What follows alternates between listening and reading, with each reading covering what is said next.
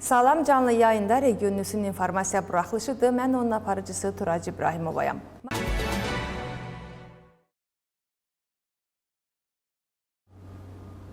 Marneolidə Elevator qəsəbəsinin sakinləri yollarının bağlı olmasından şikayətlənirlər. Daha ətraflı materialımızda.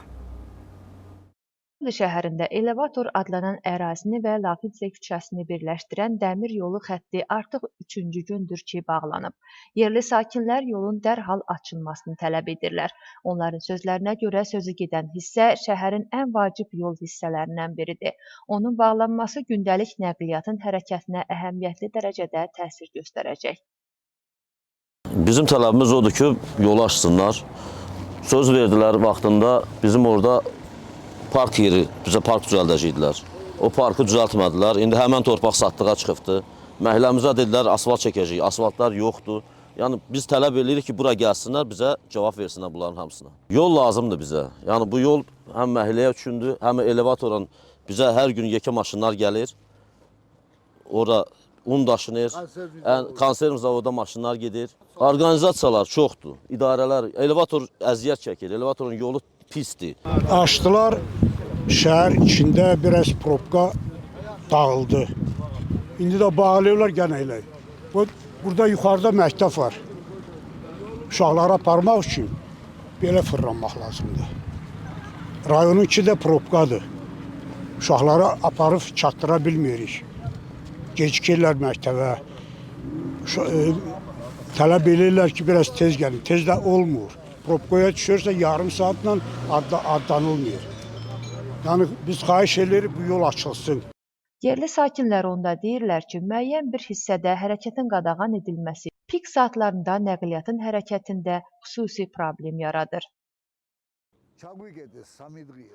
Bu yolun açıq olması bizim üçün çox əlverişlidir. Amma 3 gündür yolu bağlayıblar. Bizə gedib gəlməyə çətinlik yaranır. Yük maşınları ərzaq zavoduna tez-tez gəlir, tıxac yaranır. Məcburuq ki, dövrə vuraq, bazardan çıxaq, hərəkət mümkün deyil. Əsas da şənbə-bazar günləri daha çox tıxac olur. Xəbərdarlıq vermədən bağlayıblar. 3 gündür açılmasını gözləyirik. Əhali yolun bağlanma səbəbi və təxmini açılış tarixi barədə müvafiq qurumlardan məlumat almaq istəyir. Məsələ ilə bağlı Marneoli meriyası şərh vermir. Gürcüstan Dəmir Yollarının müvafiq xidməti isə telefon zənglərinə cavab vermir.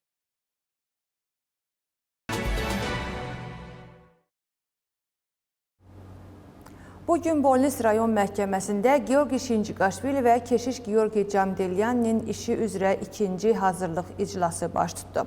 Məhkəmə iclası tərəfin vəsatəti ilə qapalı baş tutdu. Cavabdeh tərəfin sübut tələb etmə və işə xitam vermə barədə vəsatətinin bugünkü iclasda təmin edilmədiyi məlum oldu. Hakimin qərarı ilə İşin əsaslı dinlənməsi və şahidlərin dindirilməsi martın 16-sına təyin edildi. Bugünkü dinləmədə keşiş Camdelyani də iştirak etsə də mediaya açıqlama vermədi. Xatırladaq ki, Şinçiqaşvili ötən ilin sentyabr ayında hüquqlarını qorumaq üçün Bolnis rayon məhkəməsinə keşiş Camdelyaniyə qarşı böhtan iddiası qaldırmışdı.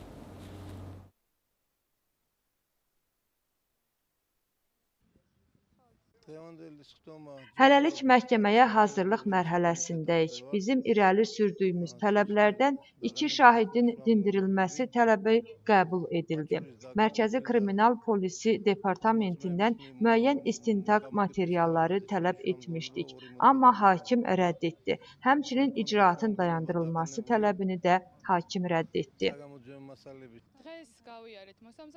Bugün hazırlıq iclası baş tutdu. Növbəti iclas əsas məhkəmə olacaq. Orada şahidləri dindirəcəyik. İclas qapalı olduğuna görə başqa məlumatlar verə bilmirəm. Hakimin ədalətli qərar verəcəyini gözləyirik. Biz əlimizdəki dəlillərlə həqiqəti təsdiqləyəcəyik.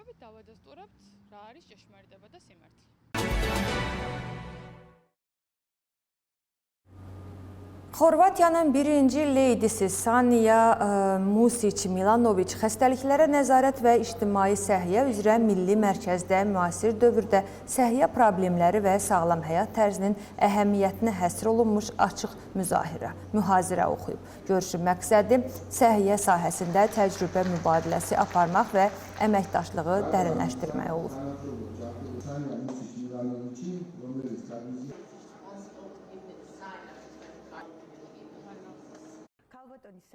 Xanım Saniya ölkəsində ictimai səhiyyə sahəsində bir çox mühüm layihələrə rəhbərlik edir.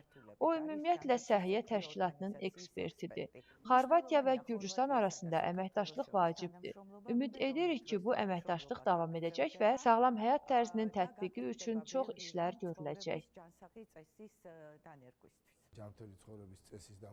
Sağlam həyat tərzinin tətbiqi mərkəzimiz üçün əsas məsələlərdən biridir. Ümumiyyətlə, ölkəmiz üçün də bu əhəmiyyətli istiqamətdir. Görüş sual-cavab formatında davam etdi. Qeyd etmək lazımdır ki, orada tibb sahəsinin nümayəndələri yer alırdılar. Suallar əsnasında bizim əməkdaşların peşəkarlığı Saniya xanımı məəttəl qoymuşdu. Onların universiteti ilə əməkdaşlıq etmək haqqında da söhbət oldu.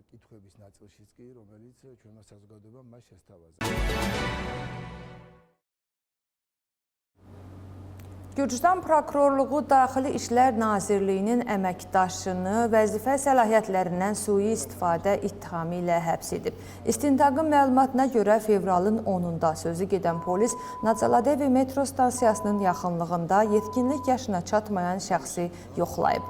Bundan sonra Qıldani Nadzaladevi polis şöbəsinin rəis müavini şəxsin yetkinlik yaşına çatmayan olduğunu və qanuni nümayəndəsinin iştirakını məcburi olduğunu bilsə də, heç bir qanuni əsas olmadan onun mobil telefonunda axtarış aparmağa cəhd edir. Yetkinlik yaşına çatmayan şəxs etiraz etdikdən sonra təqsirləndirilən şəxs onu şifahi şəkildə təhqir edir. Məhz həbs etməklə hədələyir və telefonunun kilidini zorla açmağa çalışır.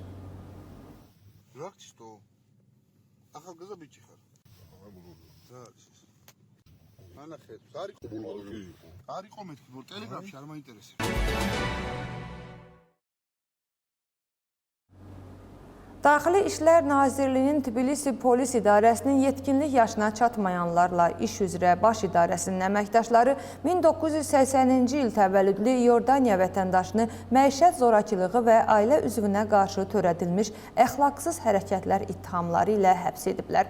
İstintaqa görə təqsirləndirilən şəxs yetkinlik yaşına çatmayan uşaqlarına qarşı sistematik şəkildə əxlaqsız hərəkətlər edib. Onlara fiziki zorakılıq göstərib və fakt aşkarlanarsa onları öldürməklə hədələyib. Cinayət 12 ilə qədər həbs cəzasını nəzərdə tutur.